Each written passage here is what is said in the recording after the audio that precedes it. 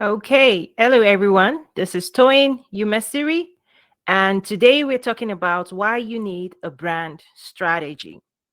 So every week we have insights that I'll be sharing around entrepreneurship and supporting you on your growth journey as well. So, why brand strategy? This is an area where a lot of people do not invest in.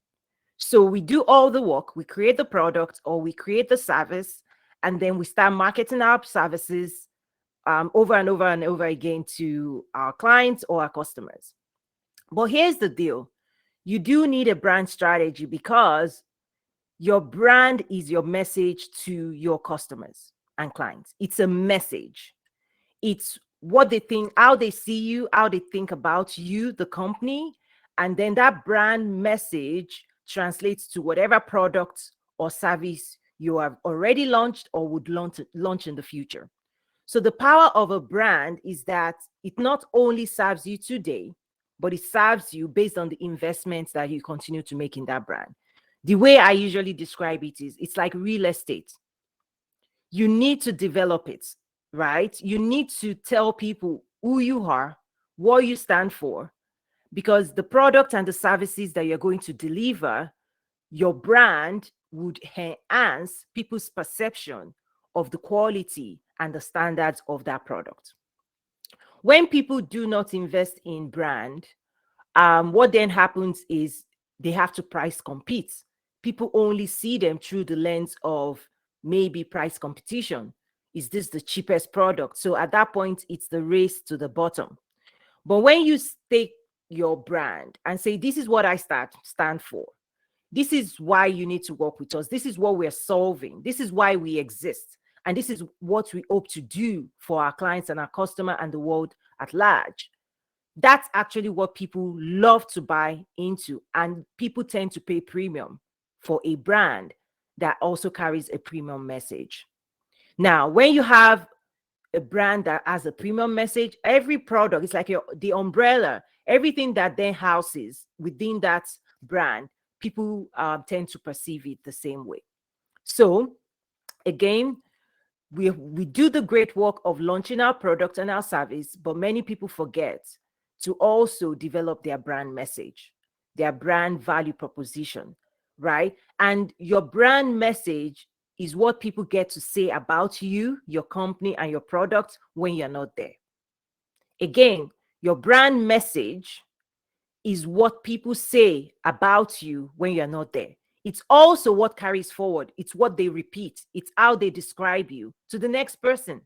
So when you invest in a brand message, you're investing in giving people how to describe you and how to promote you and how to share what you stand for other people that may need you, right? But when you do not have a clear brand message, people tend to look at your product or your service and decide, okay, I don't need it, and they move on. The message doesn't move on with them. But even when they don't need you, if your brand message is strong, okay, when your brand message is strong, they're always thinking about you because you now occupy a mental space in there. You now represent something. You struck an emotion within them. And the next time they see somebody that may need your brand or your service, they'll be more inclined to refer those people to you. So it's not only your product, it's not only your service, but it's what you stand for. Now, when it comes to strategy, this is when you go to the drawing board and sit and ask yourself, what am I trying to solve here? Beyond the product, beyond the service, why do we exist? What do we exist for? Would the world miss this brand if we were to close down today? Not the product, not just the product, but what we hope to do for our employees, for the world at large. Would the world miss us? That's a question that in your brand strategy development, you need to answer. You also need to answer, why should people care about you? Because everybody's busy and they have options out there. Why should they listen to you? Why should they care? Why should they give you attention? Because you do need attention before you can deliver your message. So during your brand strategy, you have to articulate that. And if you can't do this for yourself, nobody will do it for you. If you've not done this, then maybe this is the gap why the people around you, do not celebrate the work that you're doing or do not help you share your message with other people, right? It's like, oh, wow, we see what you're doing. We love it. We may not buy from you because not everybody's buying from you, but a lot of people that follow you could become your advocates and they could help you spread the word when they know what it is you're solving for, right? So why do you exist? What's your tagline? So, for example, Nazaru, trade with Africa. We exist to advance regional and global trade with Africa. That's easy for people to remember and to understand and to embody and say, we care about that. Anybody out there that we see that is trying to trade with Africa, we're going to tell them, check out Nazaru. Well, we don't need them. We may not use them, but we know that they might be of help to you. So we have that brand recognition. We have a stand. We tell the world this is what we stand for. The other thing that maybe I've seen people make a mistake on is that they lump different brands together. So for me, I happen to manage more than 7 brands, and you cannot afford to mix it all together. So for example, this academy is groomed and was created to serve entrepreneurs. Nazaru was groomed and developed to serve those advancing regional and global trade, government and private and business stakeholders, and even trade experts, right? This brand was created because I observed that many people were approaching me and saying, I'm not ready to trade with Africa, but I'm building a business. Can you also provide service? And at the very beginning, I wanted to do what everybody does, which is marry those 2 brands. And I did for a while, like entrepreneurship and international trade. Since international trade is an expansion of the next level of business, let me lump it together. And for a while, for several months, I was carrying 2 messages in one space under one brand. But over time, I learned that I needed to decouple it and separate those 2 things. Why? Because they're serving 2 groups of people. One could be a subset of the other, but they are very distinct. So part of your brand strategy, particular people that are multidimensional, that want to solve different things in the world like I do, the biggest gift you can give yourself is to make sure you craft a unique brand message and a brand identity for the various work that you want to do. Now, if you believe that they belong together, absolutely. So for example, I've done that as well. Under Nazaru, we have 4 pillars. We have training, facilitation, right? We have events, right? And we have coaching. Those are distinct 4 pillars, but they all sit under one brand, Nazaru. So that's just an example of what we've done. The services that belong to a brand, you can keep it as a brand, but always have a brand identity, an easy way for people to describe what you do. Toy Academy, right, is a space for new business leaders and startups. That's the identity. And under it, we have coaching, courses, and personalized support. That's what the academy stands for. So I'm using that as an example for you to have clarity, because when you have clarity within yourself in terms of what you're creating, what the brand message is, who you're trying to solve for, you need to start looking at what's the identity you're going to give those brands, right? The other thing, let me also throw in one other example, is that Toyin is another brand. So I also manage my own brand as the person, the woman behind different engagements. So even when I have events, that's another brand, because they tend to attract different types of people. So I had to create a different brand strategy for each of my events. So another example, when I launched Nigeria Investment Conference, I had to create a different brand for it. The color scheme, the people, the targets, the stakeholders were different and distinct. When I had to create the 360 woman, the color, the brand, the platform had to be distinctly created.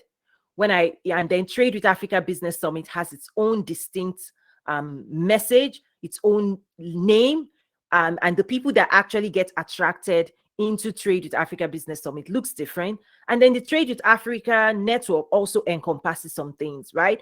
So when I say you need a brand strategy, is because I'm sharing out of my experience. I'm sharing that it's easy for us to confuse people out there. Particularly if you're like me, that you want to do different things, and there are different things you mean to different people, right? And different people follow you for different reasons. So some people, it's for religious support, it's for entrepreneurship, it's for like, I recognize that. And having a brand strategy is the best thing you can do to help people understand how to engage with you and the different ways where you show up. So as example, at least about maybe a year, maybe beginning end of last year, I started also decoupling my own personal brand from my work. So let me explain that. I think maybe giving examples will help you all in terms of as you want to solve this. So let me give more examples, right? So when I launched my companies and platforms and brands, right, coming out of corporate and doing all this work, because I was the one digging the trenches and doing all these things, right? You tend to get married to the work. People see the work and they see you, the people see you and they see the work. But once the work was done, the next assignment I had was to message to the world like, Toyin, the person, the woman behind this work has other interests. So I cannot be boxed in as only Trade with Africa. Because if I did not decouple from the work and give the work its own identity, that it could stand for itself and you could put teams behind it to support it and grow it while I sleep, right? If I didn't decouple, I wouldn't have been able to successfully strategically launch new things like the 360 Woman or the Academy, right? Or the other things that in the future God will allow us to do. So I had to decouple and start gently letting people know I'm known for Trade with Africa, but there are other things I stand for. Yes, I'm the face, I'm the person, right? So this is something you want to think about. Yes, I'm the one that gave birth, that had the idea, that had the vision, that gave birth to this, right? I'm honored to have birthed this and people, stakeholders come behind it. But this person that did that also has other things that she wants to do. You have to, this is really for people that want to do so much more in the world, right? But if you don't do what I just explained, the brand strategy and the decoupling of your identity, of the different platforms and the different things you want to do, you're going to continue confusing people. You're really, really going to confuse people because they don't know how to engage with you anymore. They don't know whether to engage you as A or B, but so it's our duty to help people out. And our brand strategy is how we do it. You can do it with color schemes. You can do it with your tagline. You can do it with also explaining to people, this is me, right? So let me give an example. So for your profile, so your own personal page, your own personal profiles, the description you put up there is what you're telling people. So if you're a multi-dimensional person solving different things, you also want to include those things there, because the people following us, say for example on social media, one day they might see us expressing spiritual insights. The next day they might tell us, they might see us doing ABC. Another day they're like, whoa, what are you? Are you this or that? Because most of the time people's brain wants to put us in a box. They want to put you in a box. They want to understand you. So the best way you can understand, you can help them understand, is to make sure that in your profile, your message there is also descriptive of your multidimensional nature. I am an international business coach. I teach entrepreneurship and international trade. I'm also a mindset coach for Christian women. That all of a sudden helps them understand that on any given day, you may see me wearing different hats. That should be your brand strategy, particularly if you're solving different things in the world. I hope that helps. This platform also allows questions, like typing questions. because this stream is specific just for the platform. So please feel free to type in any question that you have that you want me to address in this live stream. So yes, this is live, unless you're team replay. So team replay, you could also drop a comment and then I'll come back and respond to those comments. So you can type a question as a comment as well. So yes, your brand strategy should encapsulate what you're trying to solve for. It could be a personal brand, it could be a product brand. So for example, lipsticks, my skincare, that's another brand, right? It's identified as ethnic, skincare products using ethnic flavor, right? Ethnic products, shea butter, all of those things, right? I had to spell it out. So it's like you need to go back to the drawing board, take your pen, take your paper, and be clear. We have to be clear within ourselves, like, this work exists to do ABC.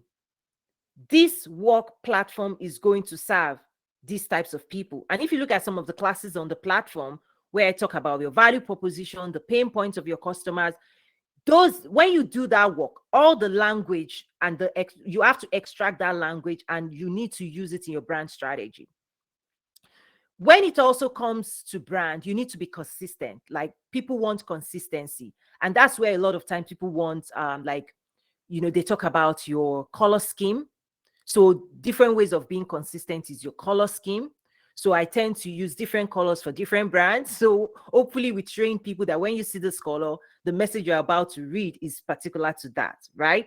So you can use color schemes to communicate that this brand is, tend to use this color. So from a distance, anytime people see that color, they're like, okay, this is 360 woman, right? The other thing that people want you to be consistent with is the voice and the tonality, like the way you speak within that brand. Now, part of my decoupling as example to you is that the way Toyin shows up now as the instructor, my voice and the clarity of my message is different than when, say, I'm on a stage giving a speech around international trade, or when I'm with some ambassadors or ministers and we're having some kind of conversation that is particular to Nazaru, or we're engaging with some consulates.